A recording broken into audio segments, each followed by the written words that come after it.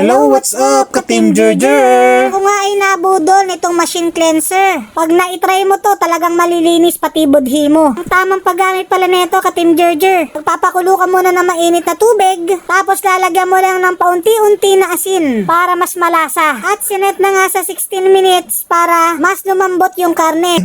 Yummy! Kung mapapansin mo, ka-Team Jerjer, nagkukulay brown na yung tubig. At unti-unti yung paa ko ay naluluto na din. At tuloy-tuloy pa din nilalagyan ng asin. Hindi ko lang alam kung ano yung kalalabasan na luto nito. Pero sinisigurado ko favorite mo to. At pumatak na nga sa 6 minutes. Kung mapapansin mo yung tubig, unti talagang nagiging brown na. Parang dito ko napagtatagpo kung gaano kalinis ang budhi ko. Kita mo naman, nakasubaybay si madam kung anong kalalabasan. Pero ako'y nakapag-isip-isip, wari ko, ako'y pinagluloko nito. Kasi kung mapapansin mo, parang may nalabas eh. Pero ito na may nakita akong nilinis yung machine. Hindi ko lang alam kung saan ang gagaling yung dumi. Ito pala yung mga kulay, ka-Team Jerjer, kung ano yung tama mo. Kung saan ka may problema sa katawan. Tapos lalagyan mo ulit siya ng paunti-unting mainit na tubig kung hindi mo na nararamdaman na mainit yung tubig.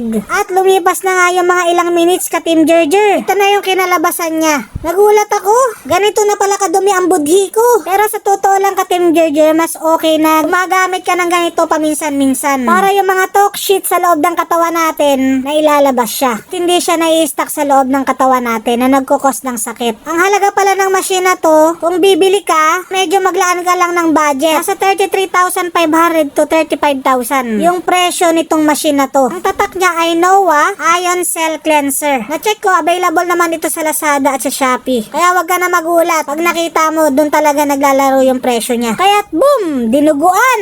Grabe, sobrang itim! Ganito pala kaitim yung kaloob-looban ng katawan ko. So ayun, ka-Team Jerjer, makalipas at matapos ko yung minuto na kung saan nakababad yung paa ko, ito na talaga yung kinalabasan niya. Alam ko saan nanggaling ito. Kayo na lang ang humusga kung legit ba talaga ito o hindi. Ilagay mo lang sa comment kung ito ba ay totoo or hindi. Maraming salamat sa walang sawa mong pagtutok at panonood ng channel ng ka-Team Jerjer. Pasensya naman kung ako ay na-miss mo. Wag na wag mong kalilimutan, please like and follow ka-Team Jerjer para makasunod ka sa mga videos na i-upload ko. Hanggang sa muli! Bye-bye!